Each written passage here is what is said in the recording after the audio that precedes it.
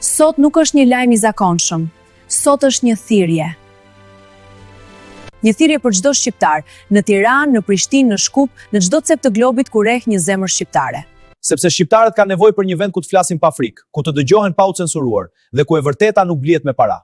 Virtual News nuk është thjesht media jon, është shtëpia që bashkon shqiptarët, një vend ku zgjidhim problemet bashk, ku ndërtojmë ëndrat bashk, dhe ku planifikojnë të ardhmen tonë si një komb.